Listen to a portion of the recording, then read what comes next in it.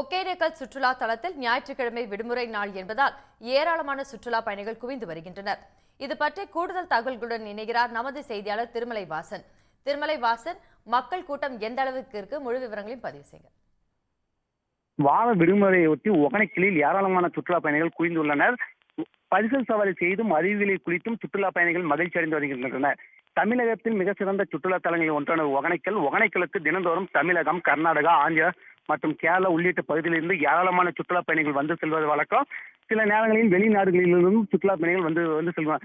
ஒகேனக்கல் சுற்றுலா பயணிகள் பரிசல் சவாரி செய்து ஒகேனக்கலில் உள்ள ஐந்தருவி, ஐவேர்பாணி, சினி அருவி, மெயின் அனைத்து இடங்களையும் பரிசல் சென்று கண்டு ரசிப்பார்கள். அது மட்டும் இல்லாமல் அருவிகளில் குளித்தும் ஒகேனக்கலில் உள்ள இதர இடங்களை கண்டும் ரசிக்கிறனர். நேற்று முதல் ஒகேனக்கல் காவிரியில் நீர்வரத்து 1500 கன அடியாக அதிகரித்ததை அடுத்து அருவிகளில் தண்ணீர் அற்பட்டு கொட்டுகிறது. இதனை காணவே இன்று காலை ஏராளமான சுற்றுலா பயணிகள் ஒகேனக்கல் வந்துள்ளனர்.